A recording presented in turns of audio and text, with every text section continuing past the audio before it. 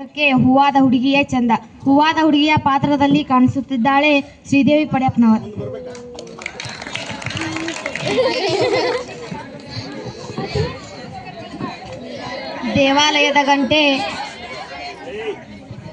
ದೇವಾಲಯದ ಗಂಟೆ ಮರುಭೂಮಿಯ ಒಂಟೆ, ರಾಜ ಇಲ್ಲದೆ ಈ ನಾಟಕುಂಟೆ. ಈ ಪಾತ್ರದಲ್ಲಿ ಕಾಣಿಸಿಕೊಳ್ಳುತ್ತಿದ್ದಾಳೆ ಪ್ರತೀಕ್ಷಾ ನಾಯ್ಕರ್.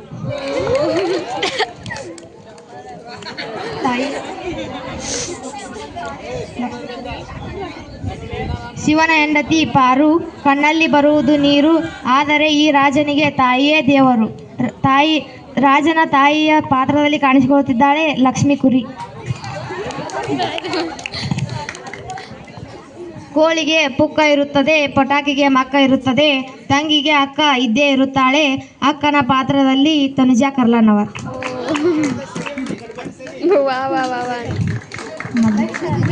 ಮಧುರವಾದ ಮನವಿರಲಿ, ಮೋಹವಾದ ನಗೆ ಇರಲಿ, ನಯವಾದ ಮಾತಿರಲಿ, ಇಲ್ಲಿ ಒಬ್ಬಳು ಮುದುಕಿ ಇರಲಿ. ಮುದುಕಿಯ ಪಾತ್ರದಲ್ಲಿ ಲಕ್ಷ್ಮೀ ಕಾವೇರಿ ಬಡಿಗೇರ್.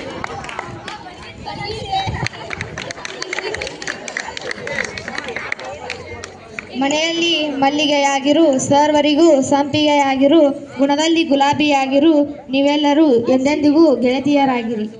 ಗೆಳತಿಯ ಪಾತ್ರದಲ್ಲಿ ಕಾಣಿಸಿಕೊಳ್ಳುತ್ತಿದ್ದಾರೆ ವಿದ್ಯಾ, ಚೈತ್ರ, ಸೌಮ್ಯ.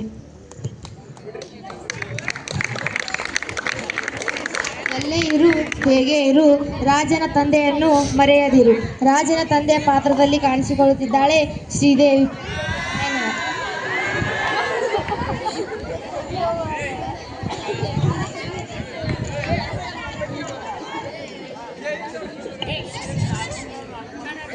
ಹೂ ಬಾಡಿ ತಂದು ಗಿಡಕ್ಕೆಲ್ಲಬೇಡ, ಪೆನ್ನು ಮಸಿಯಾಯ್ತಂದು ಪೆನ್ನನ್ನು ನೆಸೆಯಬೇಡ. ಇಲ್ಲಿರುವುದು ಗೌಡ, ಗೌಡನ ಪಾತ್ರದಲ್ಲಿ ಬಸಮ್ಮ.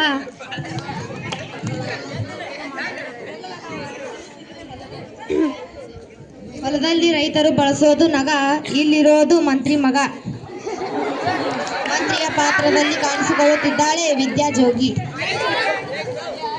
ಎಲ್ಲಾದರೂ ಇರು, ಎಂತಾದರೂ ಇರು, ಮದುವೆಯಲ್ಲಿ ಮಂತ್ರ ಹೇಳುವ ಸ್ವಾಮಿಯನ್ನು ಮರೆಯದಿರು. ರೇಖಾ ತಿಪ್ಪನವರ್. ಕರುಡು ಕಂಬಕ್ಕೆ ಬೆನ್ನು ಕೊಟ್ಟೆ, ಮುರಿದ ಕಂಬಕ್ಕೆ ಕಾಲು ಕೊಟ್ಟೆ, ತಮ್ಮನಾದ ರಾಜನಿಗೆ ಅಕ್ಕನ ಸ್ಥಾನ ಕೊಟ್ಟೆ. ಈರಮ್ಮ ಮಾಯನವರು. ಹಾಕಿಕೊಳ್ಳಲು ಬೇಕು ಅಂಗಿ, ಇಲ್ಲಿರುವುದು ರಾಜನ ತಂಗಿ. ಆ ಪಾತ್ರದಲ್ಲಿ ಕಾಣಿಸಿಕೊಳ್ಳುತ್ತಿದ್ದಾಳೆ ಶ್ರೀದೇವಿ ಮಾಯನವರ್. ಇವರನ್ನು ಎಲ್ಲರೂ ಚಪ್ಪಾಳೆಯೊಂದಿಗೆ ಪ್ರೋತ್ಸಾಹಿಸಿ ಎಂದು ಕೇಳಿಕೊಳ್ಳುತ್ತೀನಿ.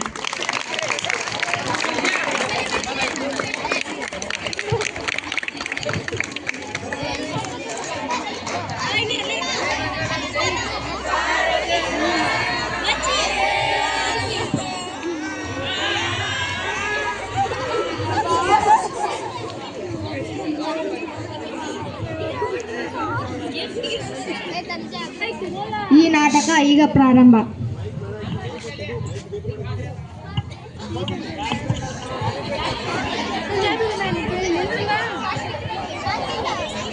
ಅಪ್ಪಿ ಆ ಕಡೆ ಹೊಳ್ ಮಾಡ್ತೀರಣ್ಣ. ಒಂದು ಪಟ್ಟಣ, ಅಲ್ಲೊಬ್ಬ ದೊರೆ ಇದ್ದ. ಆತನಿಗೆ ಇಬ್ಬರು ಹೆಣ್ಣು ಮಕ್ಕಳು ಮತ್ತು ಒಬ್ಬ ಮಗ. ದೊರೆಯ ಮೊದಲನೇ ಹೆಣ್ಣು ಮಗಳಿಗೆ ಲಗ್ನವಾಗಿತ್ತು. ಅದೇ ಊರಿನಲ್ಲಿ ಒಬ್ಬಳು ಮುದುಕಿ ಇದ್ದಳು. ಅವಳಿಗೆ ಇಬ್ಬರು ಹೆಣ್ಣು ಮಕ್ಕಳು. ಆ ಮುದುಕಿ ಕೂಲಿ ಮಾಡಿ ತನ್ನ ಮಕ್ಕಳನ್ನು ಸಾಕುತ್ತಿದ್ದಳು. ಒಂದು ದಿನ ತಂಗಿ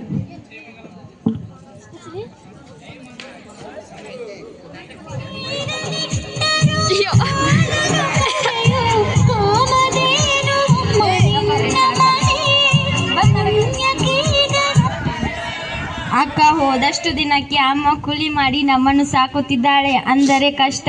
ಆದ್ದರಿಂದ ನಾನು ಹೂವಿನ ಗಿಡ ಹಾಕ್ತೀನಿ, ನೀನು ತೆಗೆದುಕೊಂಡು ಹೋಗಿ ಕೊಂಡು ಬಂದ್ಬಿಡೆ ಎಂದು ಅಕ್ಕನಿಗೆ ಹೇಳಿದಳು. ಅಕ್ಕ ಕುತೂಹಲ ಕೆರಳಿ ಬಂತು. ಅದು ಹೇಗೆ ಹೂವಿನ ಗಿಡ ಹಾಕ್ತೀಯೇ? ಅದನ್ನೆಲ್ಲ ನಾನು ಆಮೇಲೆ ಹೇಳ್ತೀನಿ ಕಣೆ. ಮೊದಲು ನೀನು ಸ್ನಾನ ಮಾಡಿ ಸಾರಿಸಿ ಗುಡಿಸಿ ಚಿಳ್ಳುಗುರು ಸೋಕದ ಹಾಗೆ 2 ತಂಬಿಗೆಯನ್ನು ನೀರು ತೆಗೆದುಕೊಂಡು ಬಾ ಅಂದಳು. ಅಕ್ಕ ಹಾಗೆ ಮಾಡಿದಳು. ಇವರ ಮನೆ ಎದುರಿಗೆ ಒಂದು ದೊಡ್ಡ ಮರವಿತ್ತು. ಅಲ್ಲಿ ಗೂಡಿಸಿ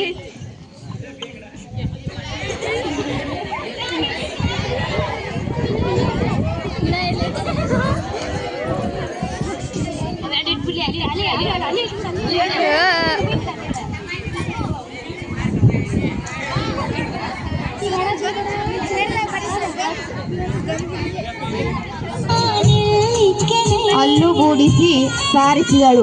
ಅಲ್ಲಿಗೆ ಇಬ್ಬರು ಹೋದರು. ತಂಗಿ ಅಕ್ಕನನ್ನು ಕರೆದಳು.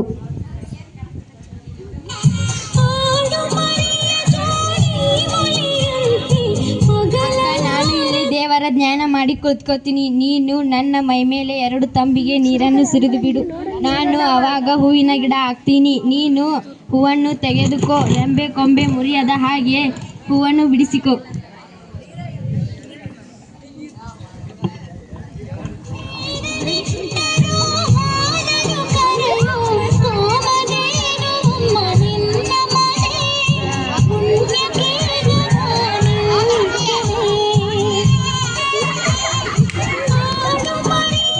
ಎಲ್ಲರೂ ಚಪ್ಪಾಳೆಯನ್ನು ಹಾಕಬೇಕು.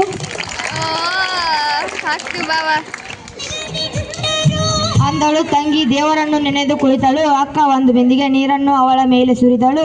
ಸರಿ ಹೂವನ್ನು ಗಿಡವಾದಳು. ಅಕ್ಕ ಸುಳಿ ಎಲೆ ತೊಟ್ಟು ಮುರಿಯದ ಹಾಗೆ ಹೂವನ್ನು ಬಿಡಿಸಿಕೊಂಡಳು. ನಂತರ ಮತ್ತೊಂದು ತಂಬಿಗೆ ನೀರನ್ನು ಗಿಡದ ಮೇಲೆ ಸುರಿದಳು. ಯಥಾಸ್ಥಿತಿಯಂತೆ ತಂಗಿ ಲಕ್ಷಣವಾಗಿ ಮನುಷ್ಯಳಾದಳು. ಅನಂತರ ಇಬ್ಬರು ಆ ಹೂವನ್ನೆಲ್ಲ ಬುಟ್ಟಿಗೆ ತುಂಬಿ ಮನೆಗೆ ತಂದರು. ಇಬ್ಬರು ಸೇರಿ ಹೂ ಕಟ್ಟಿದರು.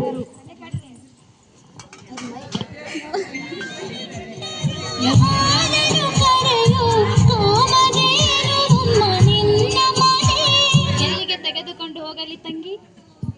ದೊರೆ ಮನೆಗೆ ತೆಗೆದುಕೊಂಡು ಹೋಗಿ ಮಾರ್ಕೊಂಡು ಬಂದ್ಬಿಡೆ. ಅವರು ಹೆಚ್ಚಿಗೆ ಹಣ ಕೊಡುತ್ತಾರೆ. ನಮಗೋಸ್ಕರ ಅಮ್ಮ ಯಾವಾಗಲೂ ಕೂಡಿ ಮಾಡುತ್ತಾಳೆ ಅಂದ ಚಿಕ್ಕವಳು. ಅಂದು ಒಂದು ಬುಟ್ಟಿಯಲ್ಲಿ ಹೂವನ್ನೆಲ್ಲ ಇಟ್ಟುಕೊಂಡು ಹೂ ಬೇಕೆ ನಮ್ಮ ಹೂ, ಹೂ ಬೇಕೆ ನಮ್ಮ ಹೂ ಎಂದು ಕೂಡಿಕೊಂಡು ದೊರೆಯ ಮನೆ ಮುಂದೆ ಬಂದಳು. ದೊರೆಯ ಚಿಕ್ಕ ಮಗಳು ಅಮ್ಮ ಹೂ ಘಮ ಘಮ ಅಂತವೆ, ಕೊಡಿಸಿಕೊಡು ಅಂದಳು. ದೊರೆಯ ಹೆಂಡತಿ ಹೂವನ್ನು ನೋಡಿದಳು. ಎಷ್ಟು ಬೆಲೆ? ಕೊಡಿರವ, ನಾವು ಬಡವರು ಎಂದಳು. ಅಕ್ಕ ದೊರೆ ಹೆಂಡತಿಯ ಹೂವು ತಕೊಂಡು ಒಂದು ಮೊಗೆ ಹಣ ಕೊಟ್ಟಳು. ಅಕ್ಕ ಮೊಗೆ ಹಣವನ್ನು ತಂದು ತಂಗಿಗೆ ತೋರಿಸಿದಳು.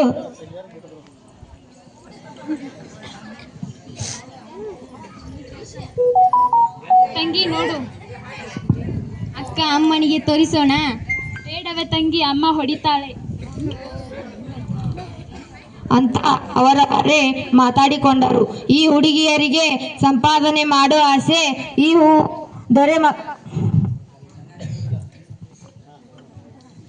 ಹೂವು ದೊರೆ ಮಗನಿಗೆ ಬಿತ್ತು. ಒಳ್ಳೆಯ ಘಮಘಮ ಅನ್ನುತ್ತಿತ್ತು. ಇಂತಹ ಸೊಗಸಾದ ಹೂವನ್ನು ಅವನೆಂದು ನೋಡೇ ಇರಲಿಲ್ಲ. ಈ ಹೂವನ್ನು ಯಾರು ತಂದು ಕೊಡುತ್ತಾರೆ ಎಂದು ಯೋಚನೆ.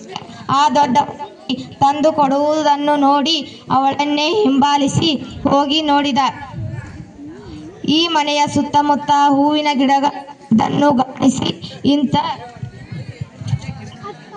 ಇಂಥ ಹೂವು ಇವರಿಗೆಲ್ಲಿಂದ ಬರುತ್ತದೆ ಎಂದು ಯೋಚನೆ ಮಾಡಿ ಅರಮನೆಗೆ ಬಂದ.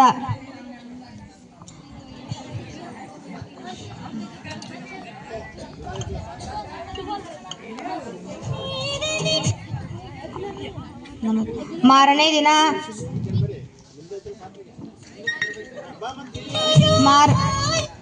ದಿನ ಸೂರ್ಯ ಹುಟ್ಟುವ ಮೊದಲೇ ಹೋಗಿ ಹುಡುಗಿಯರಿದ್ದ ದೊಡ್ಡ ಮರದ ಮೇಲೆ ಕುಳಿತುಕೊಂಡ.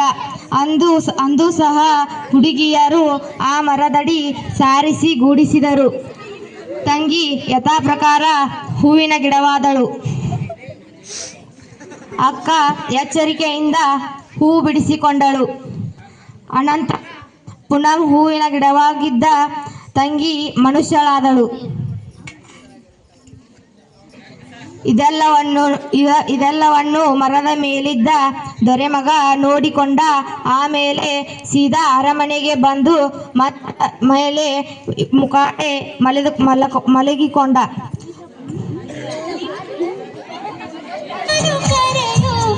ತಂದೆ ತಾಯಿ ಬಂದು ಕೇಳಿದರು, ಏನಾಯ್ತು ಮಗನೇ? ಅವಾಗ ಏನು ಹೇಳಲಿಲ್ಲ. ಆಗ ಮಂತ್ರಿಯ ಕೇಳಲಾಗಿ ಹೂವಿನ ಗಿಡವಾಗುವ ಹುಡುಗಿಯ ವಿಚಾರವೆಲ್ಲ ಹೇಳಿದ.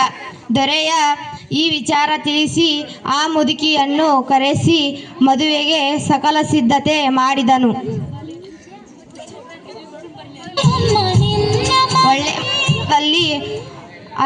ಒಳ್ಳೆ ಮುಹೂರ್ತದಲ್ಲಿ ಅರಮನೆಯಲ್ಲಿ ಅವರಿಬ್ಬರಿಗೂ ಏಕಾಂತದಲ್ಲಿ ಬಿಟ್ಟರು. ट्रैवल बुकिंग बनाओ आसान। Make my trip download the app now. ये मीशो से मंगवाया? हाँ। ऑर्डर किया और पसंद नहीं आया तो माँ करके तो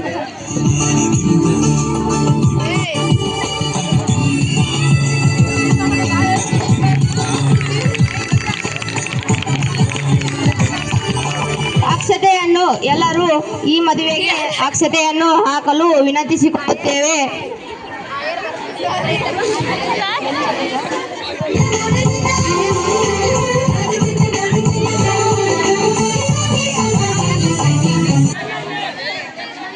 ಓಂ ಮಂಗಲಂ ತಂತು ನಾನೇನ ಮನರಂಗಿಯಲ್ಲಿ ಮನಸ್ಸಿನ ರಂಗು ಮೂಡಿದೆ. ಮನರಂಗಿಯಲ್ಲಿ ಮನಸ್ಸು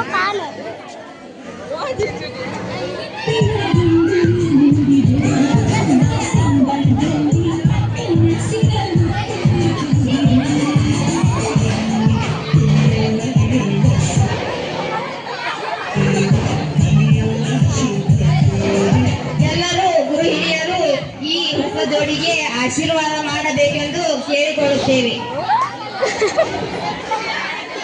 ಆಶೀರ್ವಾದ ಮಾಡುವ ಎಲ್ಲರಿಗೂ ಧನ್ಯವಾದಗಳು. ಮದುವೆಯಾದ ನಂತರ ಅರಮನೆಯಲ್ಲಿ ಅವರಿಬ್ಬರನ್ನು ಏಕಾಂತದಲ್ಲಿ ಬಿಟ್ಟರು. ಇವನಿಷ್ಟಕ್ಕೆ ಇವನಿದ್ದಾನೆ, ಅವನಿಷ್ಟಕ್ಕೆ ಅವಳಿದ್ದಾಳೆ. ಅವರೇ ಮಾತನಾಡಲಿ ಅಂತ ಅವಳು, ಅವಳೇ ಮಾತನಾಡಲಿ ಅಂತ ಅವಳು. ಹೀಗೆ ಇಬ್ಬರು ಗುಮ್ಮಾನಿ ಸುಮ್ಮನಿದ್ದರು.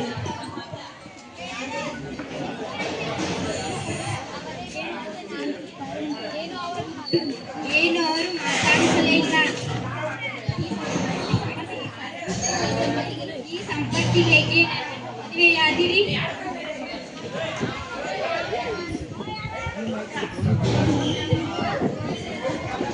ಹೇಳಿದ್ದನ್ನು ಕೇಳದೆ ಮಾತಾಡ್ತೇನೆ ಎಂದು ಒರಟಾಗಿ ಹೇಳಿದ ದೊರೆಮಗ. ಏನು ಹೇಳಿ ಸ್ವಾಮಿ? ಮತ್ತೆ ನೀನು ಹೂವಿನ ಗಿಡ ಆಗ್ತೀಯಲ್ಲ, ಆಗು. ಹೂವನ್ನು ಹಾಸಿಕೊಂಡು ಹೊದ್ದುಕೊಂಡು ಮಲಗೋಣ. ಹೂವಿನ ಗಿಡ ಆಗುವುದುಂಟೆ? ನಾನು ದೇವರು ಅಲ್ಲ, ದೆವ್ವನೂ ಅಲ್ಲ, ನಿಮ್ಮ ಹಾಗೆ ನರಮನುಷ್ಯಳು. ಈ ಕಲ್ಲಾಟವೆಲ್ಲ ನನ್ನ ಮುಂದೆ ಬೇಡ. ನೀನು ಹೂವಿನ ಗಿಡ ಆದದ್ದನ್ನು ನಾನು ನನ್ನ ಕಣ್ಣಾರೆ ನೋಡಿದೆ. ನೀನು ನನ್ನ ಮುಂದೆ ಹೂವಿನ ಗಿಡ ಆಗದೆ ಇನ್ನಾರ ಮುಂದೆ ಆಗ್ತೀಯಾ? ಇದ್ದಾಗ ಬೇಡ ಸ್ವಾಮಿ. 2 ತಂಬಿಗೆ ನೀರು ತೆಗೆದುಕೊಂಡು ಬಾ. ಮಂತ್ರಿ ಕೊಟ್ಟು ನೀರನ್ನು ಹಾಕುವ ವಿಧಾನ ಹಾಗೂ ಹೂವನ್ನು ಬಿಡಿಸುವ ವಿಧಾನವನ್ನು ದೇವರನ್ನು ನೆನೆಯುತ್ತಾ ಕುಳಿತಳು. ದೊರೆಮಗ ನೀರನ್ನು ಸುರಿದ ಕೂಡಲೇ ಹೂವಿನ ಗಿಡವಾದಳು. ತಮಗೆ ಬೇಕಾದಷ್ಟು ಹೂವನ್ನು ಬಿಡಿಸಿಕೊಂಡು ಮತ್ತೊಂದು ತಂಬಿಗೆ ನೀರನ್ನು ಸುರಿದನು. ಮಕ್ಕಳಾದಳು.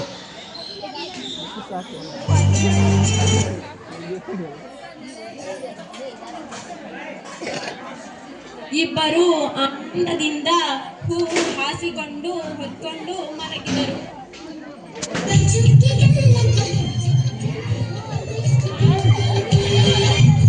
ಹೀಗೆ ಕೆಲವು ದಿನ ಕಳೆದರು.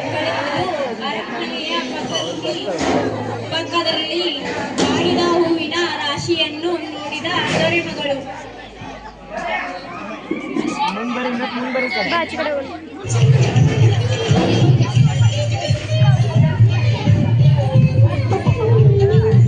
ಸೈಡ್ ಪ್ಲೀಸ್, ಸೈಡ್ ಅಲ್ಲಿ ಬರೋಲ್ಲ, ಅಲ್ಲೇ ಕುಂದ್ರಬೇಕಾಗಿತ್ತ.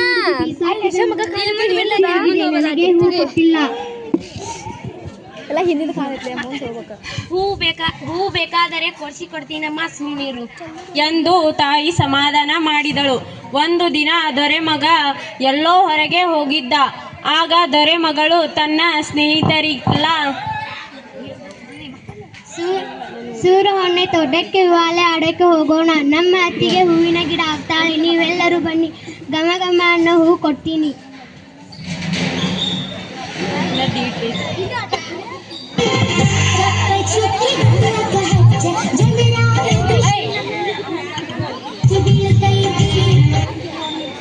ಅತ್ತಿಗೆಯನ್ನು ಕರ್ಕೊಂಡು ಹೋಗ್ತೀನಿ. ಅಣ್ಣನ ಕರ್ಕೊಂಡು ಹೋಗು. ನಾವು ಸೂರ ಹೊನ್ನೆ ತೋಟಕ್ಕೆ ಹೂವಾಲೆ ಆಡೋಕ್ಕೆ ಹೋಗ್ತೀವಿ. ಕರ್ಕೊಂಡು ಹೋಗ್ತೀವಿ. ನನ್ನ ಇಷ್ಟ ಅಲ್ಲಮ್ಮ ಕಳ್ಸಕ್ಕೆ, ಅಮ್ಮನ್ನ ಕೇಳು. ಸಂಜೆ ಹೊತ್ತಿಗೆ ಜೋಪಾನಾಗಿ ಬನ್ನಿ. ಎಲ್ಲರೂ ಸೂರಹೊನ್ನ ತೋಟಕ್ಕೆ ಹೋದರು. ಉಯ್ಯಾಲೆ ಹಾಡುತ್ತಾ ಇದ್ದಾಗ ಇದ್ದಕ್ಕಿದ್ದಂತೆ ದೊರೆಮಗಳು ಅತ್ತಿಗೆಗೆ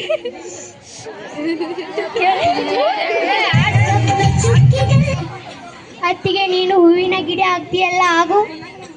ಹುಚ್ಚು, ಅಯ್ಯೋ ದೇವರೇ, ಹೂವಿನ ಗಿಡ ಆಗುವುದುಂಟೆ, ಹುಚ್ಚುಚ್ಚಾಗಿ ಆಡಬೇಡ. ಅಲ್ಲ ಅತ್ತಿಗೆ, ನಮ್ಮ ಮುಂದೆ ಆಗದೆ ಇನ್ಯಾರ ಮುಂದೆ ಆಗ್ತೀಯಾ? ಸಿಟ್ಟಾಗಬೇಡ, 2 ತಂಬಿಗೆ ನೀರನ್ನು ತೆಗೆದುಕೊಂಡು ಬಾ.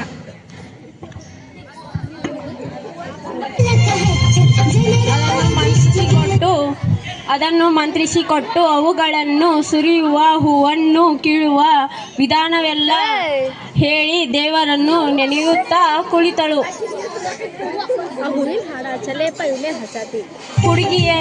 ಹುಡುಗಿಯರು ಸರಿಯಾಗಿ ಆಲಿಸದೆ ನಿರ್ಲಕ್ಷ್ಯದಿಂದ ಸಾಯಂಕಾಲವಾಗಿತ್ತು. ತಂಬಿಗೆ ನೀರು ಅಡ್ಡಾದಿಡ್ಡಿಯಾಗಿ ಸುರಿದರು. ಆಕೆ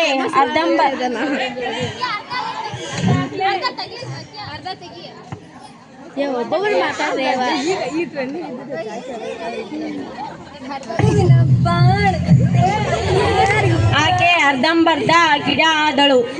ಅಷ್ಟು ಹೊತ್ತಿಗೆ ಸಾಯಂಕಾಲವಾಗಿತ್ತು. ಗುಡುಗುಸಿಡಿಲಿನ ಮಳೆ ಪ್ರಾರಂಭವಾಯಿತು.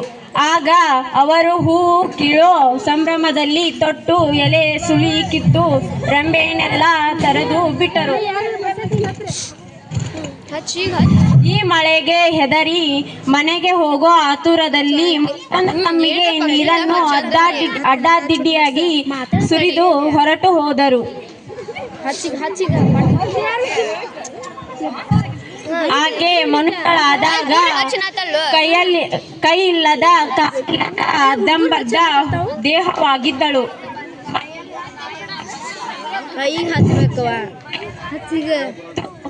ಆ ಮಳೆಯ ನೀರಿನಲ್ಲಿ ತೇಲಿಕೊಂಡು ಬಹು ದೂರ ಹೋಗಿ ಅಲ್ಲೊಂದು ಮೋರಿಯಲ್ಲಿ ಬಿದ್ದಿದ್ದಳು.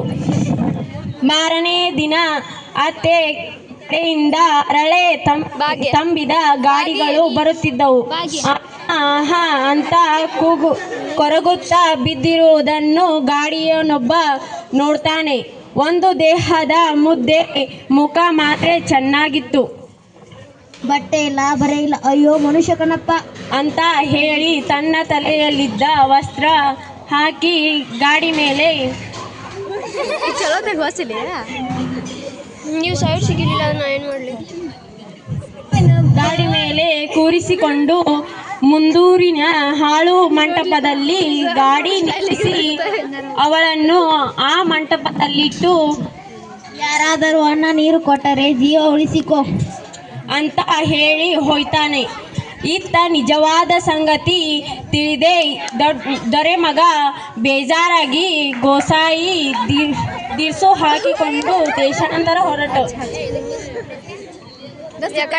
ಮೈಯೆಲ್ಲ ಗಾಯವಾಗಿ ಅರ್ಧಂಬರ್ಧ ದೇಹವಾಗಿದ್ದ ಇವಳು ತನ್ನ ಗಂಡನ ದೊಡ್ಡಕ್ಕಳ ಮದುವೆ ಮಾಡಿಕೊಟ್ಟ ಮಂಟಪದಲ್ಲಿ ಬಿದ್ದಿದ್ದಳು.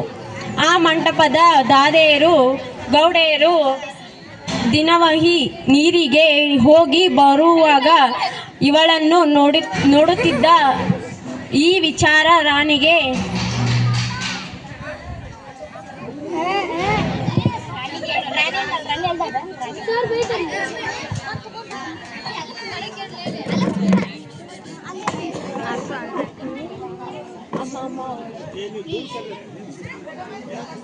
ಅಮ್ಮ ಅವಳನ್ನು ನೋಡಿದರೆ ನಿಮ್ಮ ತಮ್ಮನ ಹೆಂಡತಿಯ ತರ ಕಾಣುತ್ತಾಳೆ, ಕರೆತರಲೆ? ಹೋಗ್ರಿ ಅವಳನ್ನು ಕರೆತರ್ರಿ ಎಂದು ಒಪ್ಕೊಂಡು ಅವಳನ್ನು ಕರೆತಂದು ನೀರು ನೀಡಿ ಒಯ್ದು ಬಟ್ಟೆ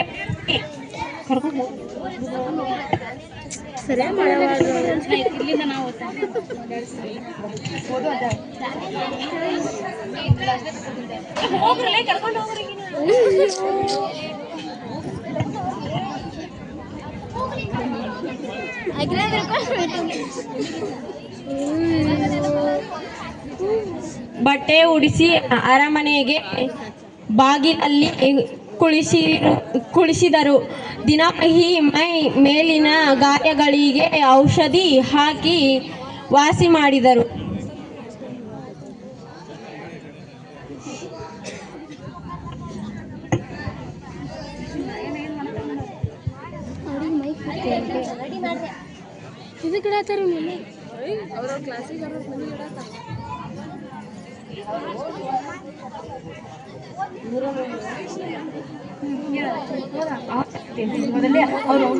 ಇತ್ತ ದೊರೆಮಗ ದೇಶವೆಲ್ಲ ತಿರುಗಿ ತನ್ನ ಅಕ್ಕನ ಪಟ್ಟಣಕ್ಕೆ ಬಂದು ಪಟ್ಟಣದ ಬಾಗಿಲ ಬಳಿ ಕುಳಿತ.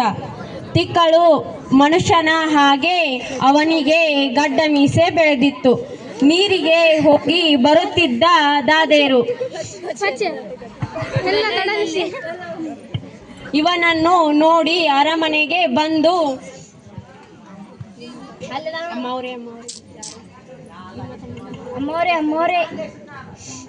ಅಮ್ಮೋರೆ ಯಾರೋ ನಿಮ್ಮ ತಮ್ಮನಂತಲೇ ಕಾಣುತ್ತಿದ್ದರು ಅಂತ ಗೋಗರೆದು ದುರುಬಿನ ಹಾಕಿ ನೋಡಿ ಕರೆಸಿ ರಾಣಿ ಚೆನ್ನಾಗಿ ನೋಡಿದಳು.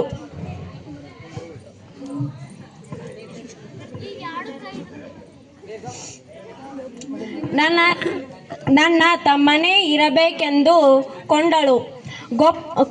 ಕೊಪ್ಪರಿಗೆ ಎಣ್ಣೆ ಕಾಯಿಸಿ ನೆತ್ತಿಗೆ ತಿಕ್ಕಿಸಿ ಹಂಡೆ ನೀರು ಕಾಯಿಸಿ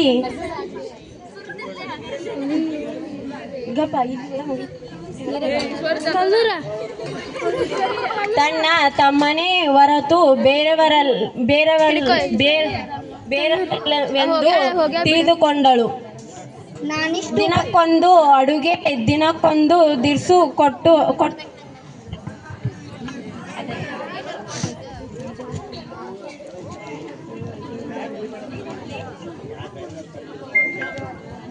ನಾನಿಷ್ಟು ಉಪಚಾರ ಮಾಡಿದರೂ ನನ್ನ ತಮ್ಮ ಮಾತನಾಡಲೇ ಇಲ್ಲ, ಏನು ಕಾರಣ ಎಂದು ಯೋಚಿಸಿ ಚೆಲುವೆಯರಾದ ದಾಸಿಯರನ್ನು ಸೇವೆಗೆ ಕಳುಹಿಸಿದರು. ಆದರೂ ಯಾರದೊಂದಿಗೆ ಮಾತಾಡಲೇ ಇಲ್ಲ. ಆಗ ಮಾರನೆಯ ದಿನ ರಾತ್ರಿ ದಾದಿಯರೆಲ್ಲ ಸೇರಿ ಅರಮನೆಯ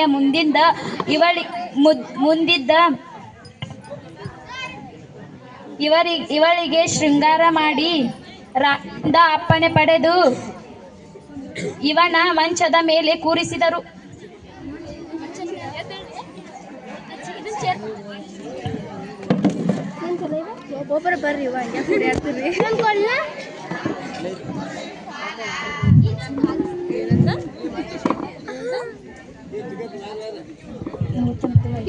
ಎಲ್ಲರೂ ಚಪ್ಪಾಳೆಯೊಂದಿಗೆ ಪ್ರೋತ್ಸಾಹಿಸಿ.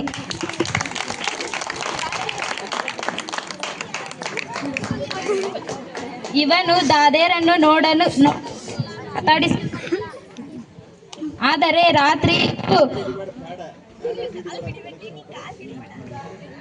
ಮೋಟುಗೈಯಲ್ಲಿ ಇವನ ಕಾಲನ್ನು ಒತ್ತುತ್ತಾ ಹೂ ಹೂ ಅಂತ ಕೊರಗುತ್ತಿತ್ತು. ಆಗ ಎದ್ದು ನೋಡಿದ ಇವಳೇ ನನ್ನ ಹೆಂಡತಿ ತಿಳ್ಕೊಂಡ.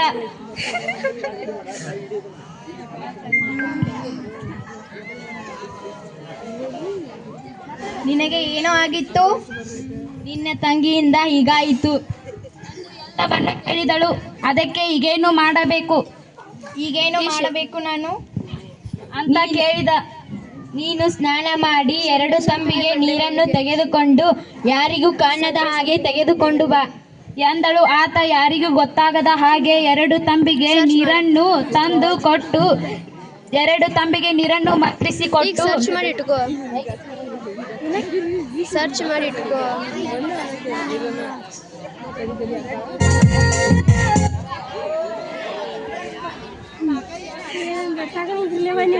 ಹಿಂದೊಡು ಸರ್ ಸೈಲೆಂಟ್ ಸಾಕ್ಬಿಡಷ್ಟೇ. ಹಚ್ಚು ನೀನು ಅಂತಿ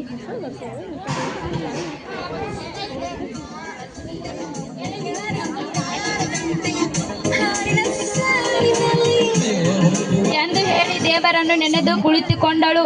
1 ತಂಬಿಗೆ ನೀರನ್ನು ಸುರಿದು ನೋಡ್ತಾನೆ. ಕೊಂಬೆ ರೆಂಬೆನೆಲ್ಲ ತರಕ ಅದೆಲ್ಲ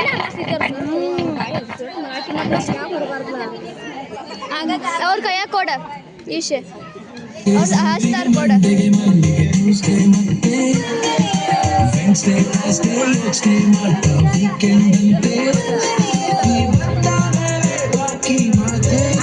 ಪುನಃ ಮನುಷ್ಯಳಾಗಿ ಎದ್ದು ತನ್ನ ಗಂಡನ ಕಾಲಿಗೆ ನಮಸ್ಕಾರ ಮಾಡ್ತಾಳೆ. ನಾದಿನಿಯಾದ ರಾಣಿಯನ್ನೆಬ್ಬಿಸಿ ಆಕೆಯ ಕಾಲಿಗೆ ನಮಸ್ಕಾರ ಮಾಡಿದಳು.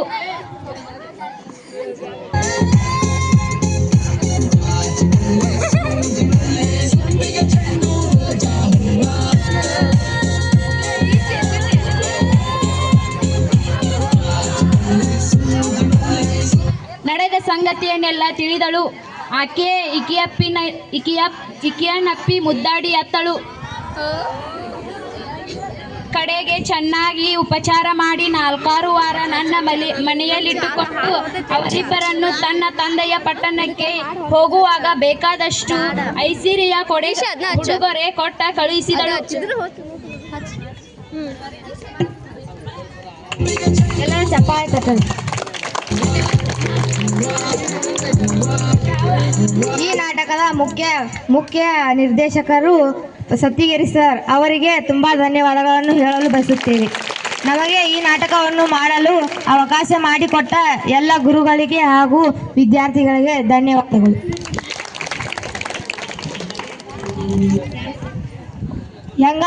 ಏನ ತಪ್ಪಾದ್ರೆ ಎಲ್ಲರೂ ಕ್ಷಮಿಸಿ. ಈಗ